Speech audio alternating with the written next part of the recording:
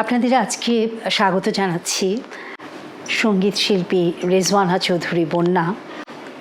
সবাই তাকে নিয়ে আলোচনা করছে এই মুহূর্তে, একটু বিশেষ করে ভারত সরকারের চতুর্থ সর্বোচ্চ বেসামরিক সম্মাননা পদ্মশ্রী পেয়েছেন তিনি সম্প্রতি। আজকে আমরা ৭১-এর দর্শকদের সঙ্গে তার সাথে একটুখানি সময় কাটাবো, বিশেষ করে এই সম্মাননা পাবার পর তার সঙ্গীত জীবনের আগামী ভাবনাগুলো আর তার রবীন্দ্র ভাবনার সঙ্গে তার জীবন ভাবনার যে যোগসূত্র সে সম্পর্কে একটু জানার চেষ্টা করব। রেজওয়ানা চৌধুরী বন্যা, আপনি আমার শিক্ষকও, যদিও গান আর কখনো করা হয়নি, পর্দার নানা কারণেই আসি। আপনারও একটি সর্বোচ্চ পরিচয় হয়ে উঠেছে শিক্ষকতা, গান শেখানো। আপনি সবসময়, আমি শুনেছি আপনার বিভিন্ন সাক্ষাৎকারে বিভিন্ন জায়গায়, যে আপনার জীবনে আপনার গুরুদের ভূমিকার কথা আপনি বলেন। আবার আপনি নিজেও বহু বহু মানুষের গুরু এবং তাদেরকে উৎসাহিত করেন তাদের সঙ্গীত এবং জীবনের ভাবনায়। আপনি সেই যাত্রাটাকে, একজন সঙ্গীতের শিক্ষক হিসেবে যাত্রাটাকে কীভাবে দেখেন? আমি মূলত আসলে যতখানি শিল্পী ততখানি শিক্ষক, এবং শুরু থেকেই আমি যখন পাশ করে এসেছি ৮১ সালে, তারপর থেকে আমি শিক্ষকতা করছি, নানা জায়গায় শিক্ষকতা করেছি, বহু বছর ধরে শিক্ষকতা করছি। যার ফলে এখন যেটা হয়েছে যে আমার ছাত্রছাত্রীরা নানান জায়গায় যেখানেই যাই ছাত্রছাত্রী পেয়ে যাই, কেউ না কেউ কোনো না কোনো সময় আমার কাছে শিখেছে। যেমন তুমি, তারা সবাই যে পার্সু করেছে তা না, কিন্তু এখন আমার নিজের মনে হয় যে একটা পর্যায়ে এসে সব শিক্ষক চায় তার ওই ডিসাইপল রেখে যেতে আর কি, যে যারা তার ধারাটা বহন করবে। তো এখন আমার ওই ভাবনাটাই বেশি কাজ করে। গানটা তো হচ্ছে আর ৫টা বিষয়ের মতো না যে বিজ্ঞান শিক্ষা দিচ্ছি বা সাহিত্য পঠন পাঠন হচ্ছে। গানটা তো সম্পূর্ণভাবে গুরুমুখী বিদ্যা, গুরু ছাড়া সম্ভব না। তো কাজেই এখন আমার নিজের মনে হয় যে আমার ওই শিষ্যদের মধ্যেই নিজেকে যাতে ছড়িয়ে রেখে যেতে পারি, সেই জন্যে কিছু যারা আমার ধারাটা বহন করতে পারবে ওই রকম কিছু বেছে বেছে শিষ্য ছাত্রছাত্রী তৈরি করাটাই এখন এই মুহূর্তে ইদানিং এই ভাবনাটা খুব বেশি রকমের কাজ করছে। সবসময় আমরা এই কথাটা শুনে আসি যে খুব চ্যালেঞ্জিং একটা সময় যাচ্ছে একটা দেশের সংস্কৃতি। আমার মনে আছে আপনারা যখন ৮০ দশকে ফিরে এলেন সাথীর, আপনারা বলছি এই কারণে একসঙ্গে অনেকে ফেরত এসেছিলেন, তখনও কিন্তু এটাই এক ধরনের একটা সংস্কৃতি চর্চা এবং বিশেষ করে রবীন্দ্র চর্চার ব্যাপারে পরিবেশ তৈরি করার, গঠন করার একটা বিষয় ছিল, এটা আপনার কাজের একটা অংশ ছিল। এখনকার চ্যালেঞ্জটা কি, আপনি যখন শিখাতে যাচ্ছেন আপনার শিষ্যদেরকে নিয়ে যখন কাজ করবেন? এখন আমার নিজের যেটা মনে হয় যে এখন এই সময়ের সবচেয়ে বড় চ্যালেঞ্জ হচ্ছে যে সময়ের পরিবর্তন। এত দ্রুত সময়, সমাজ, পারিপার্শ্বিক এত দ্রুত গতিতে এগোচ্ছে যে তার সাথে তাল রাখতে পারাটা খুব কঠিন হয়ে যাচ্ছে। তার সাথে যুক্ত হয়েছে প্রযুক্তি। এই প্রযুক্তির ফলে সারা বিশ্ব সকলের হাতের মুঠোয়। এটা হওয়াতে যেটা হয়েছে, আগে যেটা আমি শুরুতে বললাম, গান হচ্ছে গুরুমুখী বুদ্ধা, সেই একলব্যের মতো নিষ্ঠা নিয়ে একটা সাধনার জায়গাটা নড়বড়ে হয়ে গেছে। এখন কেউই আর ওই সময়ে দিতে চায় না, পারেও না, এবং ওই নিষ্ঠা সাধনার জায়গার ওই কনসেপ্টটাই এখন একটা টালমাটাল অবস্থায় আছে। এখন এই প্রযুক্তির কারণে ধরো তুমি একটুখানি গান গাও, ইউটিউব দেখে একটা গান তুলে তুমি নিজে সেটাকে রেকর্ড করে ইউটিউবে দিয়ে দিলে, তোমার গলাটা ভালো, দেখতে বেশ ভালো লাগছে ইউটিউবে। তার ফলে যেটা হচ্ছে যে অনেক ভিউয়ার যখন হয়ে যাচ্ছে, তখন যিনি গান গাচ্ছেন তিনিও ভাবছেন যে আমি সার্থক হয়ে গেলাম, আমি প্রচুর আমার ভিউয়ার, আমি বিরাট বড়, এবং অন্যরাও ভাবছে যে এ তো বিশাল বড় স্টার।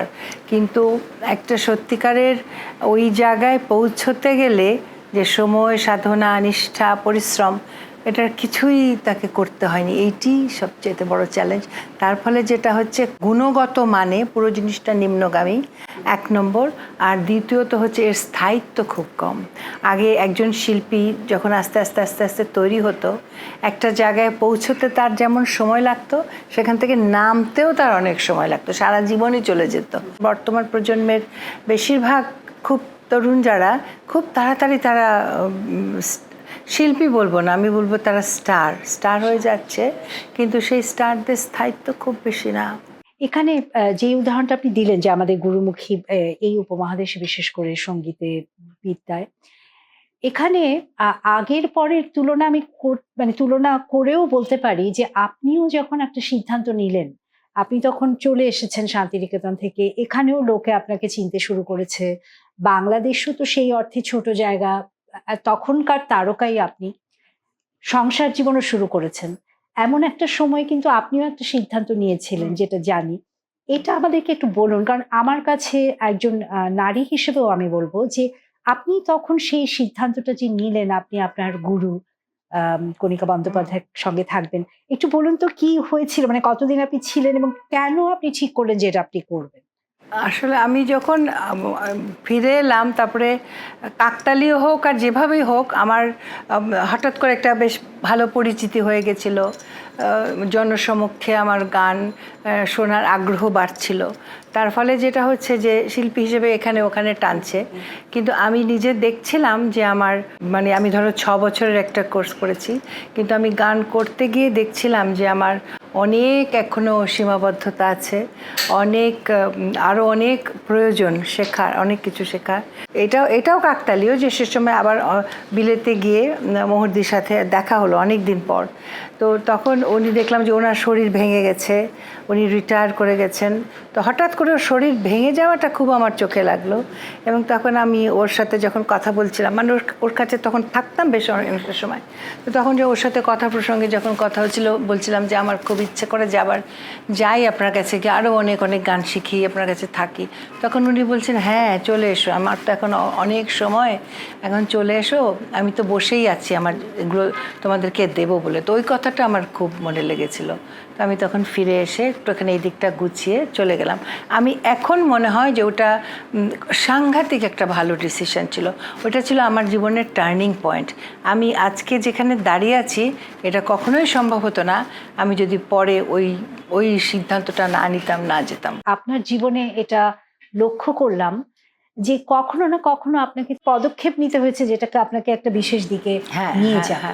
যে এই তাগিদটা ঠিক কোথা থেকে আসে? এটা কি আপনি বললেন কাকতালীয় শব্দটা, কিন্তু এই একলব্যের মতো শিল্পের সাধনা করে রাখার যেই মানে মনোদৃঢ়তা বা মনোবল বা ভেতর থেকে যে আসবে, এটা কোথা থেকে আসে? এটা কি বাইরে থেকে আসে? না, বাইরে থেকে তো এটা হয় না। গান বাজনা যেটা বললাম যে গুরুমুখী বিদ্যা, এবং সবচাইতে বড় যেটা সেটা হচ্ছে ভয়ঙ্কর রকমের একটা প্যাশন, যেটাকে বাংলায় বলতে গেলে বলি আমি যে পাগলা ভালোবাসা।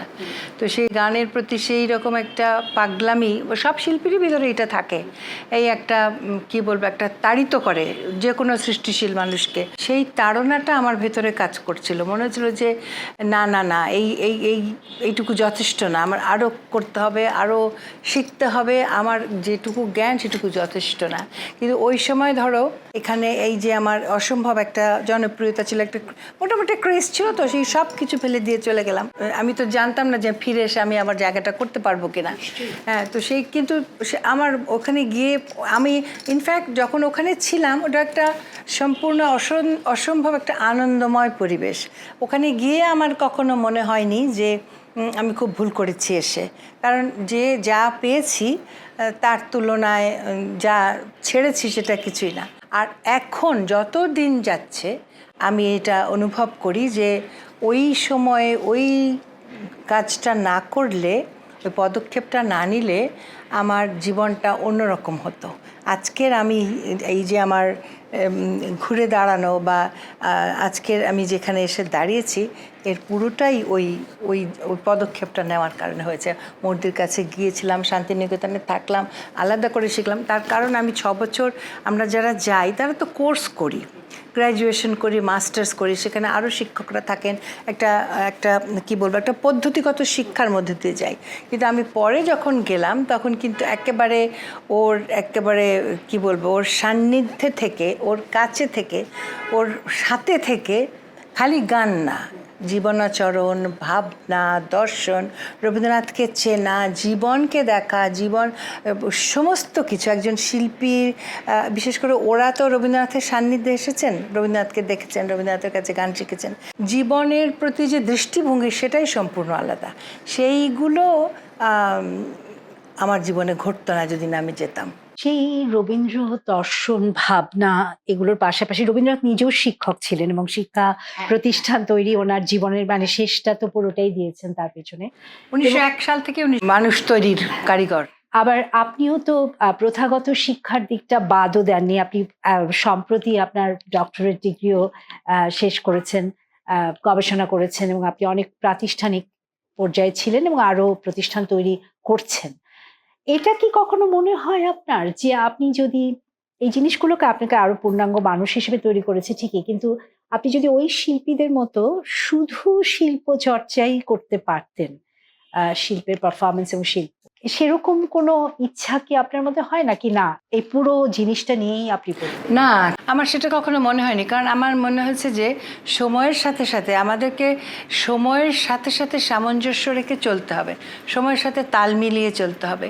এবং রবীন্দ্রনাথকে যত জেনেছি, যতই তার ভেতরে ঢোকার চেষ্টা করেছি, আমার তখনই মনে হচ্ছে খালি আমি যদি গলায় গান করি আর গানটার ভেতরে ঢুকতে না পারি, গানটার ভেতরে ঢুকতে গেলে তো পড়াশোনা করতে হবে, এবং পড়াশোনাটা করতে গেলে প্রাতিষ্ঠানিক আরও অনেক কাজের সাথে জড়িত হতে হবে। কারণ সব কিছু মিলেই মানুষের অভিজ্ঞতাটা বাড়ে, মানুষ সব দিক থেকে ঋদ্ধ হয়। তার তার কাজের অভিজ্ঞতা, তার লেখালেখির অভিজ্ঞতা, তার নিজের পড়াশোনার অভিজ্ঞতা, তার মানুষের সাথে ইন্টারাকশনের অভিজ্ঞতা, এই সব কিছু নিয়েই একটা মানুষ একটু একটু একটু করে তৈরি হয়। প্রত্যেকটা জিনিসেরই কিছু না কিছু ছোট ক্ষুদ্রাতি ক্ষুদ্র হলেও কিছু না কিছু কন্ট্রিবিউশন আছে, আমি সেটা প্রতি মুহূর্তে ফিল করি। সেখানে রবীন্দ্রনাথের কথাও মনে হচ্ছে যে উনিও তো কি অসম্ভব একটা রাজনৈতিক সামাজিক ভাবে জড়িত একজন মানুষ ছিলেন, একটা ঘরে বসে চিলকাঠার মধ্যে কবিতা লিখছেন। রবীন্দ্রনাথের কথা তো আলাদা, উনি তো বলছি যে পূর্ণাঙ্গভাবে সমাজের সাথে জড়িত সব, মানে উনি অসম্ভব সচেতন একটা মানুষ ছিলেন, সচেতন একজন মানুষ, যিনি যে কোনো সংকটে বা যে কোনো অভিজ্ঞতায়, জীবনের অভিজ্ঞতায়, পারিবারিক বিভিন্ন প্রয়োজনে, সামাজিক প্রয়োজনে, রাজনৈতিক ডামাডোলে এক অত্যন্ত সচেতনভাবে কাজ করেছেন, লিখেছেন, বলেছেন। এর সাথে ছিল তার কবি প্রতিভা, একই সাথে গান করেছেন, লিখেছেন। সেটা একজন সচেতন নাগরিক হিসেবে তৈরি হতে গেলে তোমাকে সমাজ, পারিপার্শ্বিক, পৃথিবী, মানুষ সব কিছু সম্পর্কে একটু না একটু জানাশোনা থাকতে হবে, অ্যাটলিস্ট যে আমি আপডেটেড কী হচ্ছে না হচ্ছে আমার চারপাশে। আমি যে শিক্ষকতা করেছি সেটা কিন্তু অন্য কোনো বিষয় না, গানেরই বিষয়। হ্যাঁ, আমি মিউজিক কলেজে শিক্ষকতা করেছি, ঢাকা ইউনিভার্সিটিতে শিক্ষকতা করেছি, মিউজিক ডিপার্টমেন্টে করেছি, ডান্স ডিপার্টমেন্ট আমি নিজে শুরু করলাম, আমার নিজের প্রতিষ্ঠান সুরের ধারা করেছি, ছায়ানটে ছিলাম, সঙ্গীত ভবনে ছিলাম, অনেক প্রতিষ্ঠানের সাথে। এবং এই প্রত্যেকটা প্রতিষ্ঠানে কাজ করার যে অভিজ্ঞতা, সেটা আমাকে, আমি মনে করি যে আরো পুরো সম্পূর্ণ না করলে কিছু কিছু কন্ট্রিবিউশন ডেফিনেটলি আছে সবকিছু। আপনি বলছিলেন যে যে জায়গাটায় আপনি এখন এসে দাঁড়িয়েছেন শিল্পী হিসেবে, মানুষ হিসেবে, শিক্ষক হিসেবে, সেখানে যে বিশেষ একটি সম্মাননা আপনি পেলেন ভারত সরকারের পক্ষ থেকে, সেই অভিজ্ঞতাটা একটু বলুন। যেদিন এটা অ্যানাউন্স হলো 26শে জানুয়ারি উপলক্ষে, ওটা হয় 25শে জানুয়ারি রাত্রে, সেই দিন খুব সারপ্রাইজ, হঠাৎ করে আমাকে হাই কমিশনার আমাকে একটা টেক্সট করলেন যে আমি কি আপনাকে কল করতে পারি। তো আমি হঠাৎ, উনি আমাকে একটা টেক্সট করছে, আমি ঠিক বুঝতে পারছিলাম না কি। আমার আরেক ছোট ভাই আছে, ওকে বললাম আচ্ছা বলো তো আমাকে কেন বলছে, কি হতে পারে। বলছে যে যাই হোক আপনি ফোন করেন, নিশ্চয়ই কিছু একটা হবে। এটা তো আমাদের কারো ধারণাতেই নেই। তারপরে যখন উনি বললেন তো বিশ্বাস করতে পারছিলাম না। তখন আমি ওকে বলছি জি মাস্ট বি জোকিং। তো উনি আবার হেসে বলছেন না না আই এম নট, বলেই তারপরে পাঠালেন আর কি, ওদের যে গেজেটটা বেরিয়েছে। ইতিমধ্যে আমার কলকাতায় যে ডিপটি হাই কমিশন, ওইখান থেকে ওরা আবার পাঠিয়েছে, ওরা ফোনও করলো সাথে সাথে। ওই তখন জানলাম আধা ঘন্টার মধ্যে। কিন্তু সব থেকে ইন্টারেস্টিং, আচ্ছা আমি জানলাম, এবার তাহলে আমি একটু আমার প্রিয় মানুষদেরকে জানাই, হ্যাঁ আমার ভাই বোন, আমার কাছে যারা পরিচিত, তার আগেই তারা ফোন করতে শুরু করেছে। হ্যাঁ, মানে ওইটা, সেটা আমি বলছিলাম যে এখন আধুনিক পৃথিবীতে প্রযুক্তি এমন জায়গায় পৌঁছে গেছে, তুমি বোঝার আগে মানুষ বুঝে যাবে। কোনো গোপন বলে কোনো জিনিস নাই, প্রাইভেট বলে কোনো জিনিস নাই, সবাই সব কিছু জানে। তো সেটা খুবই অবাক হলাম। সবাই আমাকে আর কাউকে খবর দিতে হলো না, সবাই আমাকে কংগ্রাচুলেট করতে শুরু করলো। হ্যাঁ, আর এই অনুষ্ঠানটার সময় তো এটাও একটা অনন্য অভিজ্ঞতা। রাষ্ট্রীয় অনুষ্ঠান, নিঃসন্দেহে তার একটা অন্যরকম মর্যাদা আছে, কিন্তু খুবই ওয়েল রিহার্সড, ওয়েল প্ল্যান্ড একটা অনুষ্ঠান। মানে গাড়ি থেকে নামা থেকে শুরু করে সমস্ত কিছু আমাদের রিহার্সেল দিতে হলো। আর আরেকটা জিনিস যেটা আমার খুব ভালো লেগেছে সেটা হলো যে যখন গেলাম আমাদের হোটেলে সমস্ত খুব সুন্দর করে সাজিয়ে রেখেছে, ওয়েলকাম পদ্মা অ্যাওয়ার্ডস ইজ, হ্যাঁ, তো ওইখানে একটা স্লোগান লেখা, পদ্মা অ্যাওয়ার্ডস ফর পিপল। তো সেটা বুঝতে পারিনি।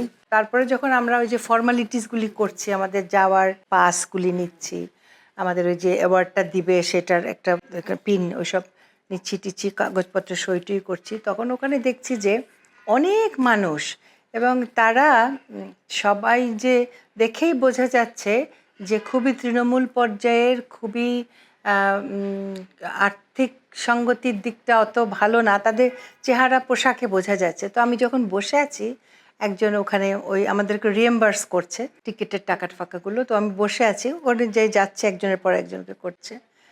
তো একজন গেছে, স্বামী স্ত্রী দুজনই পুরস্কার পেয়েছে, স্বামী এবং স্ত্রী।